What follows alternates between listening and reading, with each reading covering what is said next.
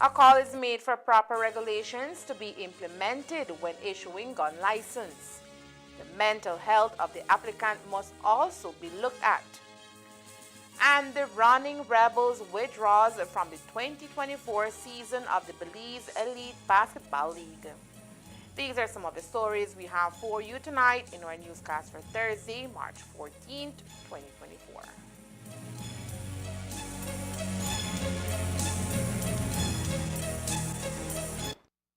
The innovator in you with Dell. Cellular World is an authorized partner for Dell Technologies. Whether you're looking for equipment for personal use or to transform your business, Dell Technologies can provide you with the right equipment to suit your needs. Dell is more than just desktop computers and laptops. The full line also includes monitors, data storage solutions, keyboards, docking stations, and other accessories. This is technology that makes it possible and provides solutions for every situation. Shop for your Dell products at Cellular World, your #1 Dell authorized partner in Belize, and get all the technology you want for less. Bring your brightest ideas to life with intelligent technology. Cellular World, authorized Dell partner. Introducing Max, the one to watch when you want the best content and an enhanced experience. Starting February 27, if you have HBO, you'll have access to Max.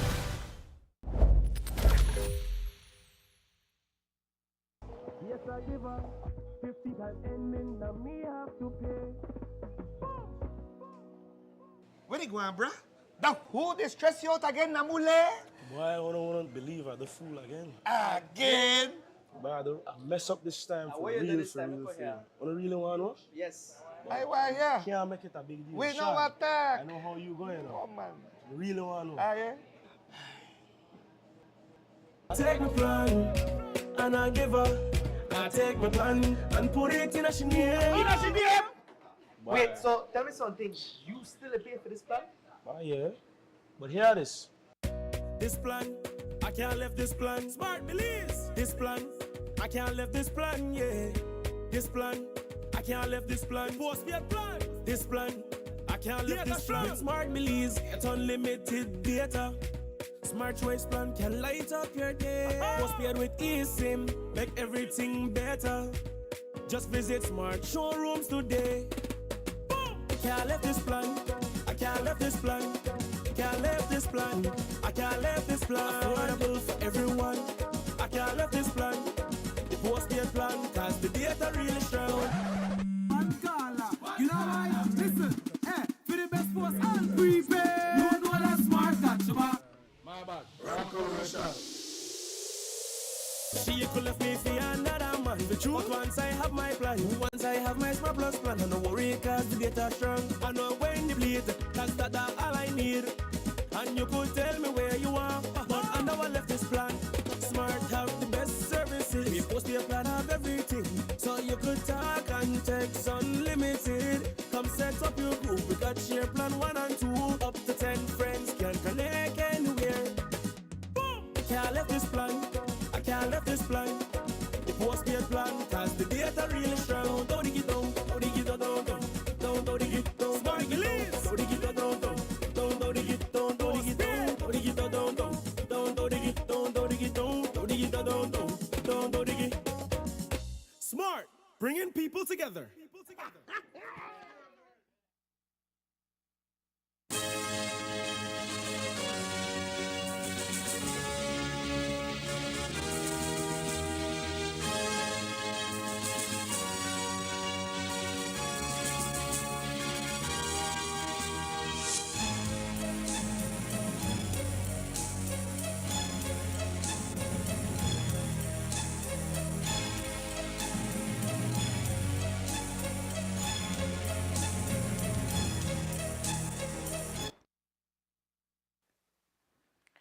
Good evening. With your news also simulcast on Fiesta FM 106.7, I am Joanna Rodriguez.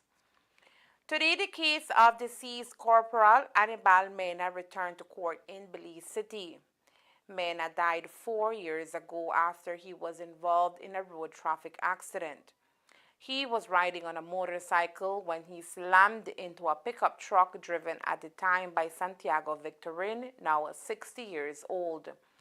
As a result, Mena received massive head and body injuries. Mena died at the KHMH 9 days after he was admitted for medical care. The accused, Santiago Victorin, told police that he was driving towards Chanchen village when the incident happened.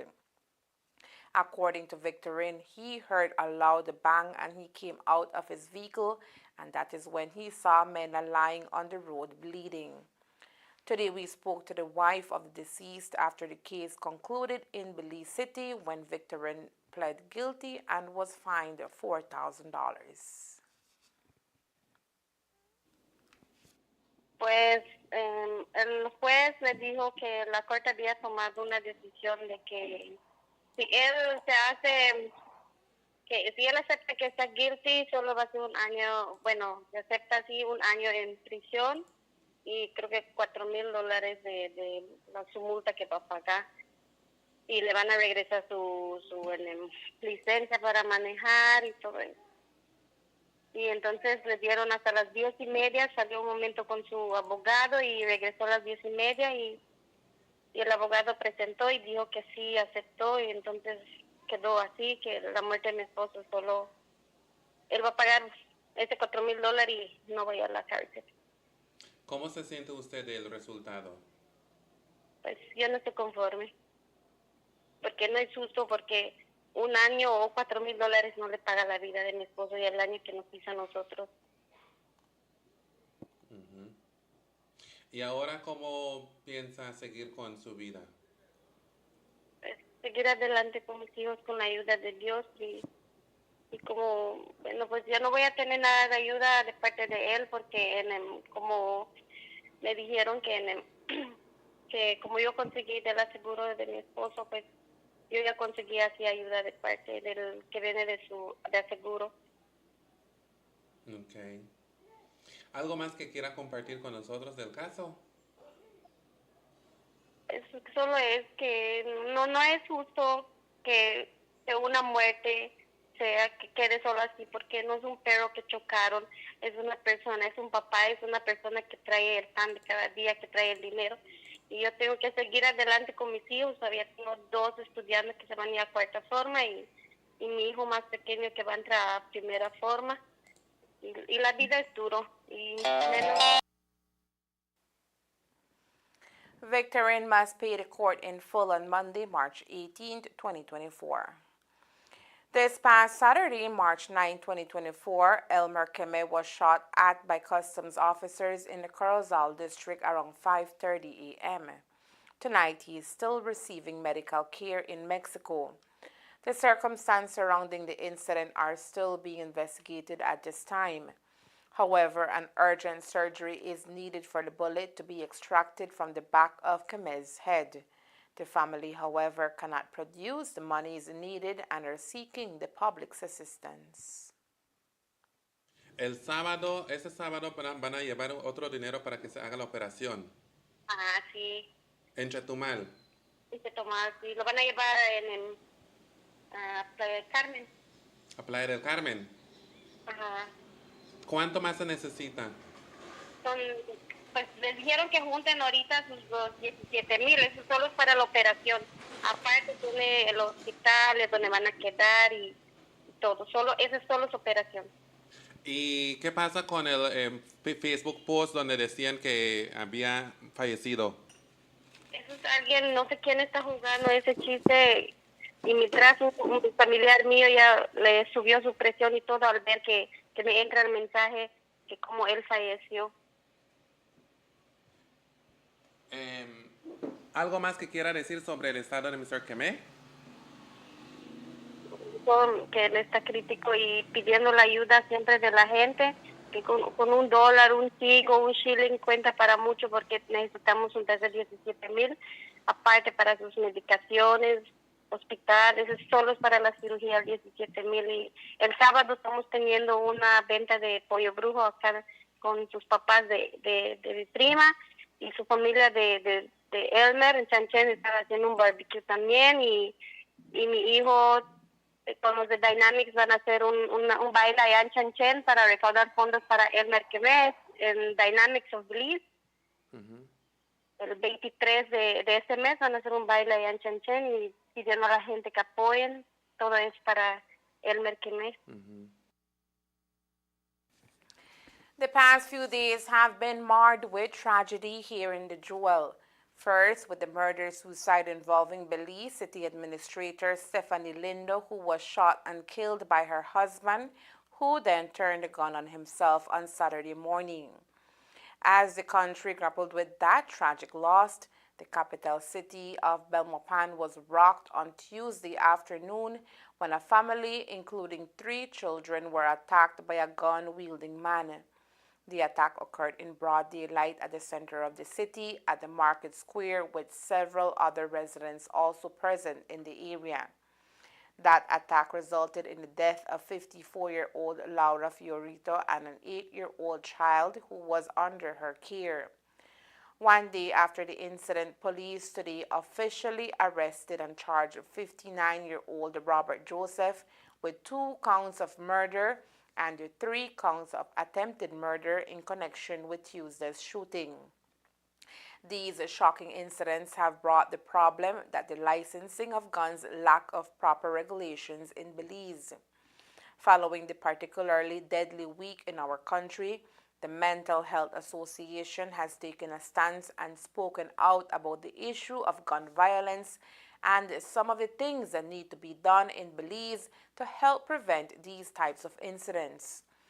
Based on the Belize National Suicide Prevention Plan 2024-2030, the association is calling for stricter laws to be implemented to include mental health and red flag screening in Belize when issuing gun license. This is an international movement because actually suicide is very high on the list of reasons for mortality. The Mental Health Association actually, way back in 1997, got the laws in Belize changed so that attempted suicide was no longer a criminal offense.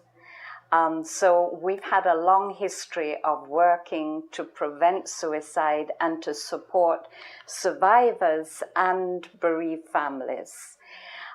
So we were very happy that the Ministry of Health has also been working on this, and we've had input, and they've produced a national suicide prevention plan. And there's many recommendations in the plan. But one of the recommendations is you want to reduce access to the means of suicide. So, for instance, you control access to pesticides, which has been ongoing and has been successful. But also you want to remove access, easy access to firearms, because firearms are the number 2 choice for suicide attempts. So there are several things that can be done.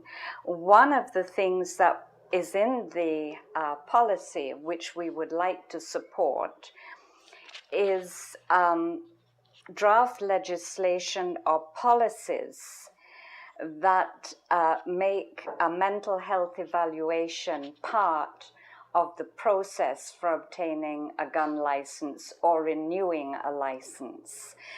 But another thing that we'd like to suggest is something that internationally is known as red flag laws. Red flag laws, according to founder member of the association, Catherine Esquivel, would have played an integral role in helping to prevent cases much like those reported in the past few days.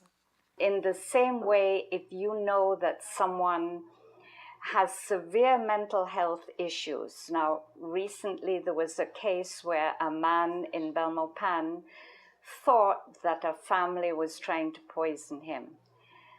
And he went ahead and he shot the wife and he shot after and killed one of the children. Now, thinking that someone is trying to poison you is such a common paranoid delusion that had it been able to report to the police, listen, this man says that we're trying to poison them, and we're really worried, they could have followed up, they could have determined, hey, this man has a gun license. And then through a magistrate, they could have taken actions to remove that gun. In domestic violence situations, again, a victim could report that the perpetrator, that they are scared that the perpetrator has a gun, a licensed gun, or even an unlicensed gun, and steps can be taken to remove those weapons. So that's what red flag laws are. And there's lots and lots of different models, so Belize doesn't have to invent them. You can see what has worked in other jurisdictions, and we need that kind of legislation. Alcohol abuse and mental health issues, according to Esquivel, should play an integral role in the screening for the issuance of gun license in Belize. You have to know, does this person have a history of excessive alcohol use? That should be a red flag right there. If someone has a history of excess, because you know alcohol use is linked to all kinds of vehicle accidents, suicide, murder, whatever. So there should be a set of recommendations and regulations that the board goes through and ticks off. And one of them is a mental health evaluation. There's so many things. Certainly talking about suicide. Some people think, oh, if they talk about it, then they're really serious, but that's not true. Giving away possessions, changing their sleep patterns or their eating patterns, either sleeping too much or sleeping too little, losing touch with family and friends.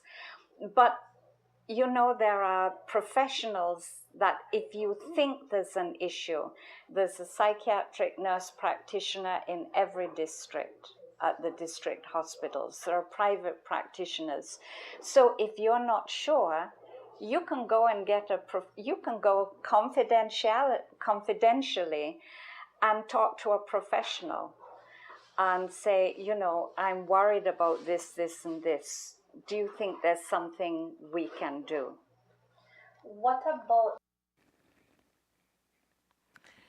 And in sight of all that has transpired over the past few days, the Belize Firearms Association Limited, BFA, today issued a strong statement condemning gun violence and calling for a multi-pronged approach to address the issue. The statement comes in the wake of recent gun violence incidents in Belize City and Belmopan, which tragically resulted in fatalities. The BFA expressed a deep concern about the impact of gun violence on Belizean communities and called for all stakeholders to work together to create a safer nation. We are writing this letter not only as advocates for responsible firearm ownership, but also as concerned citizens deeply troubled by the devastating impact of gun-related violence in our communities, the statement said. The BFA emphasized its commitment to promoting responsible gun ownership and condemned the misuse of firearms. The association outlined a 4-point plan to address gun violence, including promoting responsible firearm ownership practices, training, and compliance with all relevant laws and regulations. 2, advocating for comprehensive measures to prevent gun violence, including enhanced law enforcement efforts, community-based interventions, and initiatives to address the root causes of violence. 3, supporting initiatives aimed at fostering dialogue and collaboration among stakeholders. And 4, providing educational resources and support programs to promote firearm safety and responsible use among all segments of society. The BFA urged all Belizeans to join them in this critical endeavor to create a safer and more peaceful Belize. The Belize Police Department will be obtaining additional equipment to fight crime under the Capital Program for the new budget. Across the globe, many police officers already use common technologies like computers in their vehicles and body cameras to record their interactions with citizens and suspects. Here in Belize, the department is looking to obtain additional cameras to be installed inside the police vehicles and more body cams for officers. One of the things that we're going to push on in the next financial year is to make sure that every police vehicle have a dash cam, and not just a dash cam that shows what happens outside, but one that also shows what happens inside. So the dash cam must have that dual focus for both in and out. We're also going to make sure that every police officer, or as much as we can, have a body cam. Again, oftentimes there are allegations with police officers, and we have seen where the body cams can be used as either a shield or a sword. If it is that you are doing your duty the right way, then you will have no difficulty in ensuring that what is being done is captured on your body cam. But if it is that you are going to be conducting your duty in such a way that you're not following process or procedures, then you will not want the body cam to capture. Again, we'll be looking at expanding our camera surveillance system. We're looking at the fingerprint system. So everything that has to do with technology to enhance policing is what we're going to do. With evidence collection being an important part of police work, the President administration is also making moves to equip the department with field DNA testing. The field DNA testing, that's a very important thing for us likewise, especially in this era. If we have a sample, for example, where we can do the field DNA testing and it proves positive, then we can then send the sample to the lab to get that official result. That way it's going to eliminate the cost to send something to the DNA lab that may not come back with a match. So we'll only be able to send those that we believe will have that match when the time comes. Coming up next, our local Browning Rebels team withdraws from the 2024 season of the BBL. We'll tell you why. Shop smart for your Samsung devices in Belize and enjoy benefits you won't get anywhere else. When you shop locally for your Samsung, all your devices will be covered by a 1-year local warranty. You won't get that when shopping with the other guys. When in doubt, always look for the Cellular World seal to know you're getting the real deal. Shop with confidence and enjoy your Galaxy knowing that it can be repaired locally at our Samsung Service Center by certified Samsung technicians using original parts and machinery. Even better, enjoy the best LTE experience in Belize knowing that your Samsung devices are compatible with major local carrier networks. Get the ultimate Samsung Galaxy experience only when you shop from authorized Samsung resellers nationwide.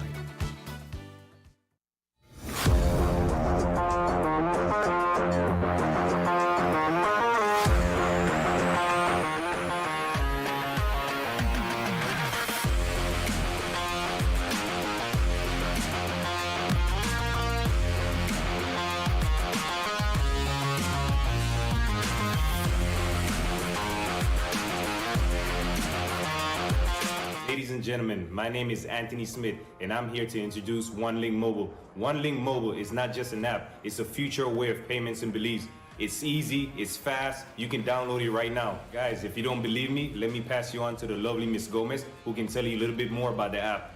Thank you for the introduction. Good morning, everyone. At Heritage Bank, our vision is to become the premier financial institution with cutting-edge technology that simplifies the financial life of our customers. The inception of OneLink Mobile aligns perfectly with this vision. We're excited about this strategic partnership because OneLink Mobile ensures each transaction is safe and private. Our joint efforts will put a powerful, user-friendly financial tool in the hands of the public. We feel that OneLink Mobile makes banking convenient like never before. By linking your debit or credit card, you can make payments to merchants and other OneLink users anywhere. Thank you for your time. Back to you, Anthony. Thank you, Ms. Gomez, for those great insights about OneLink Mobile. Now I want to pass you on to Mr. Sidney, who's an entrepreneur that's been using the OneLink Mobile. Good day, everyone. My name is Sidney Perafit. I'm a licensed tour guide and also a construction consultant, among other things. And I want to tell you about OneLink Mobile. It is going to be a cash app that is going to revolutionize the way we make payments here in Belize. You can receive payments from abroad with just a click. So no longer do you have to wait for deposits. When you're booking tours, clients can pay you from their home. Also, in every other aspect, locally, you can make payments to each other face to face from the comfort of your own home. No longer do you have to transact with cash, worry about money wiring, etc. All of this is going to be in the palm of your hand. OneLink is going to revolutionize the way we do payments here. All right, back to you, Anthony. Thank you very much, Mr. Sidney. Guys, if you don't have OneLink Mobile, get it right now, guys. It's free. You can download it right now. It's going to change the way how you pay in Belize. It's the future of Belize, guys.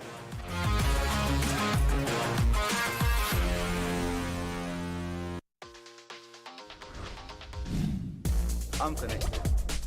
Yo. I'm connected. We're connected. Create the perfect broadband bundle that fits your style with Smart Connect. With the Junior Bundle, get 50% off your national calls and up to 6 gigabytes of data at no extra cost. Get postpaid added for an additional cost of only $25 with the Prime Bundle. Stay connected with unlimited smart-to-smart calls plus 6,300 megabytes of data and free international minutes. For the family, pay $28.13 more and get the Binge Watchers bundle with Netflix. This bundle gives you 4 profiles with unlimited streaming on multiple devices. Visit a showroom near you to sign up and personalize your own bundle combination with Smart Connect. Smart, bringing people together. As Belmopan City residents continue to reel over the public shooting and double murder of 54-year-old Laura Fiorito and an 8-year-old child who was under her care on Tuesday afternoon, today Belmopan police are looking for the person who killed the 40-year-old Luis Cepas in the community of St. Matthews in the outskirts of Belmopan. The incident played out in the wee hours of this morning at a local bar in the area. By the time police were called out to the scene of the incident, they found the victim lying in a pool of his own blood with several chop wounds to the neck and body. Initial police investigation is that Cepas was socializing inside the establishment when 3 male persons entered the bar and one of them pulled out a machete and inflicted the deadly wounds on an unsuspecting Cepas. At this time, while police investigate this incident, the victim's wife told the media that her husband was a calm individual and had no known enemies who would want to hurt him. Como a la 1:30, pues un vecino nos dijo que le habían avisado que mi marido estaba herido en ese restaurante. Y mi hijo, el más grande, llegó y todavía estaba vivo. Pues no le podría dar mucha explicación porque solo le podía decir cuando mi chamaco llegó, él ya estaba ahí, no sabemos lo demás. Pues él tenía su carácter, pero era tranquilo. Sí. Police are looking for 3 individuals for questioning in this incident. Fans of basketball here in Orange Walk Town were today disappointed to learn that our local elite basketball team, the Running Rebels, had taken the decision to withdraw from the 2024 season of the Belize Elite Basketball League, which has been ongoing since early this year. The decision was announced by the owners of the team today following a letter which was sent to the commissioner of the league, Glenn Gill, earlier this week. The decision, according to manager of the team, Raul Rosado, was not an easy one. However, based on several issues surrounding the tournament, which was negatively affecting the team's well-being, it was the best decision for the Rebels family.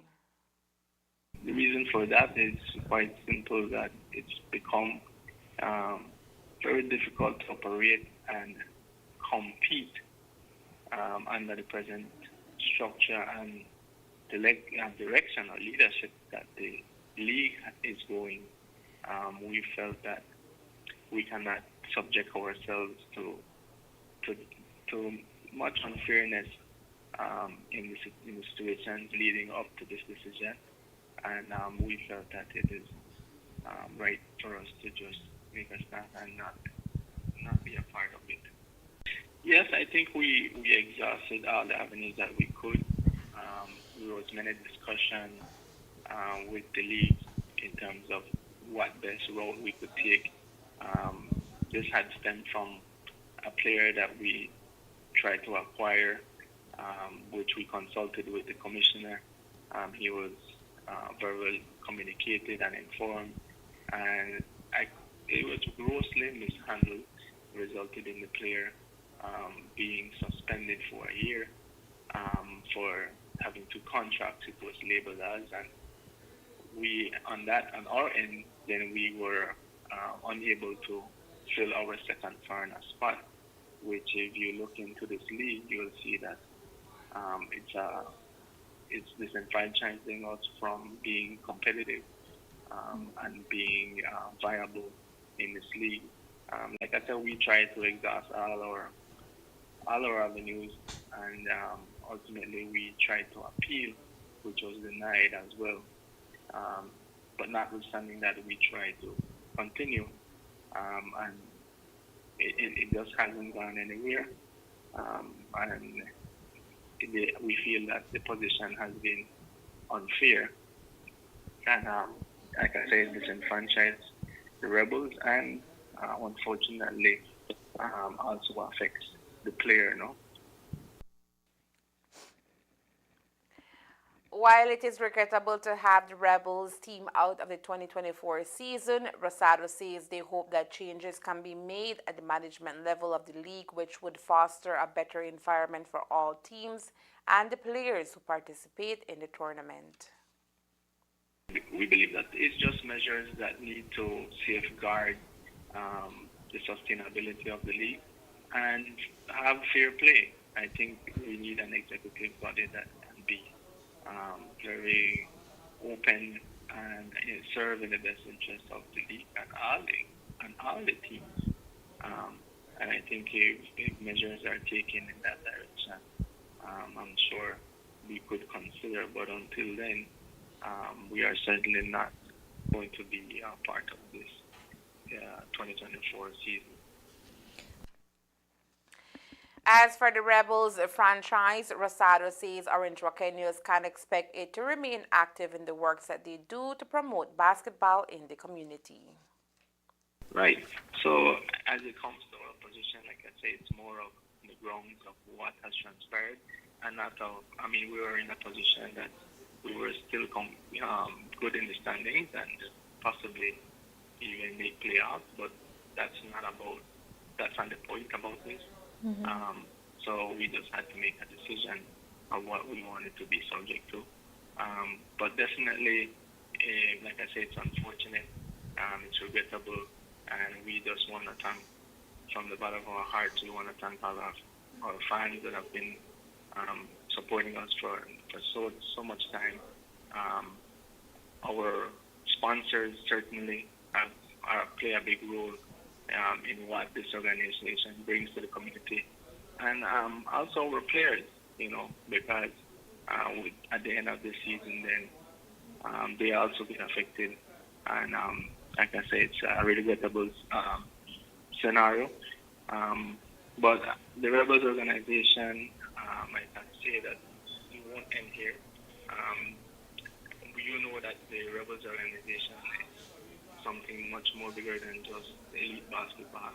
And one thing that the community can be assured of is that we will continue to do our work in our community and our youth, and continue to promote the sport and the values that the sport brings, and hopefully we can continue to impact our community at large.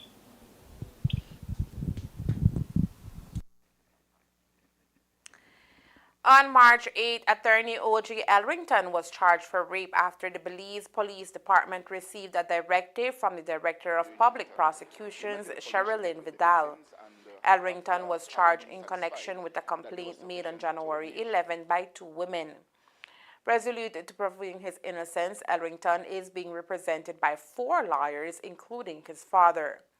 But according to Commissioner of Police Chester Williams, the directive to charge the attorney was given after sufficient evidence was gathered against him. Yes, in terms of the issue with the rape, as I had said to the media before, that the DPP was reviewing the matter. She met with the police, she met with the victims, and after having been satisfied that there was sufficient to lay charges for rape against one of the victims, she gave that instruction to the police, and we adhered to her instructions. And in the case of Oscar Salgado, who was found guilty of abetment,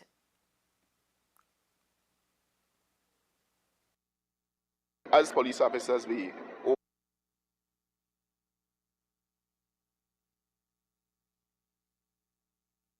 And in the case of Oscar Salgado, who was found guilty of abetment to commit murder on the same day, Elrington was charged for rape.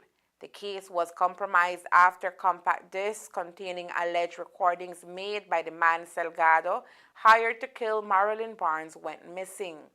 Luckily, with testimonies including that of Commissioner of Police Chester Williams and other evidences, the DPP managed to win the case. As police officers, we owe a duty to the state to ensure that we execute our duty to the best of our ability. And the matter involving Mr. Salgado was one that there were certain facts within my knowledge, even though I was not within the pool of witnesses to be called.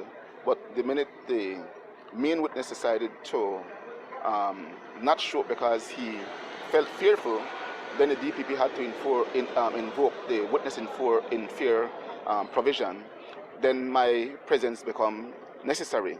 And based on that, I had to do a statement. I had listened to the tapes that went missing.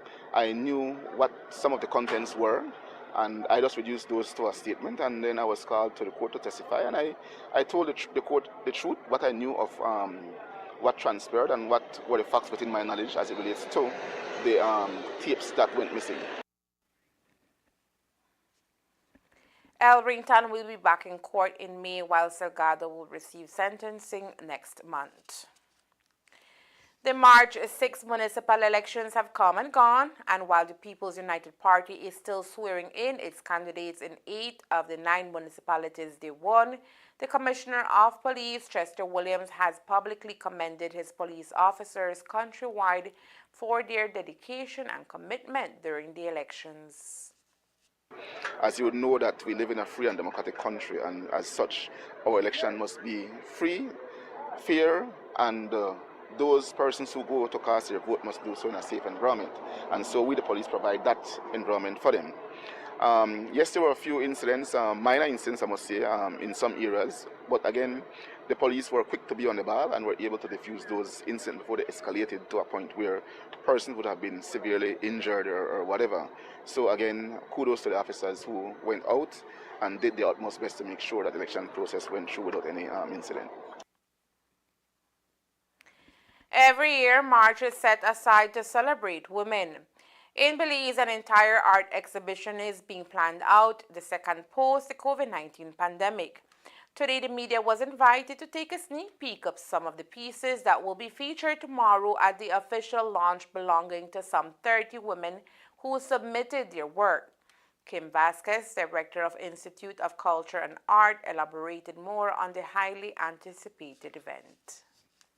Right now, we are giving you all a sneak peek of tomorrow's of the Women in Art 2024 exhibit that will open tomorrow here at the Bilal Gallery at the Blaze Center for the Performing Arts.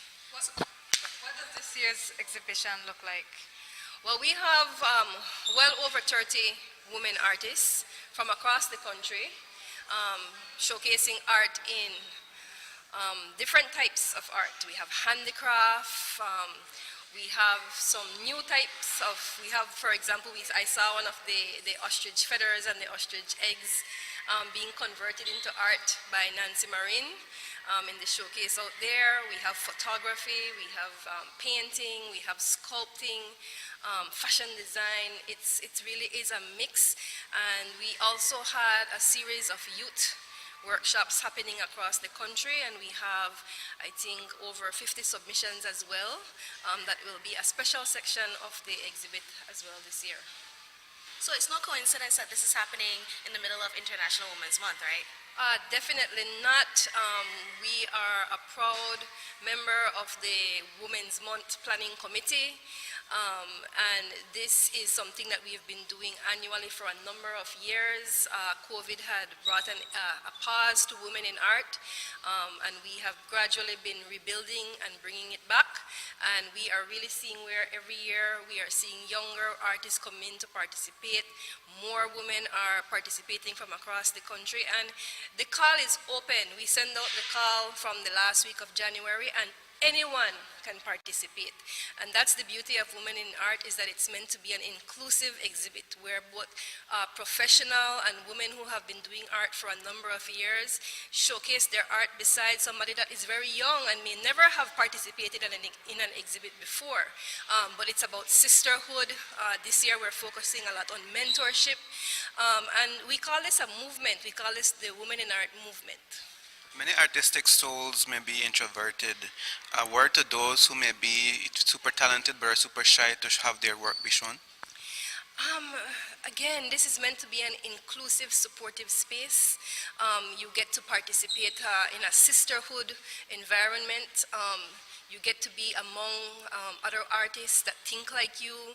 You get to share your experiences, and you get to give support and receive support. So I would encourage any young artist, any artist at any age, when you see the call for any of the exhibits, to take up the advantage and participate.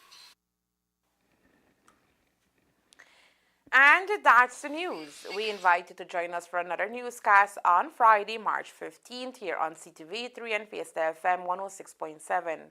Remember that to read a text version of the news, you can visit our website at CTV3BelizeNews.com. You can also log on to our Facebook page for current stories at Facebook.com, CTV3 Belize News, or our YouTube channel at CTV3 News BZ. Remember to wash your hands and remain safe. From all of us here at CTV3 News, thank you for watching and listening. Good night.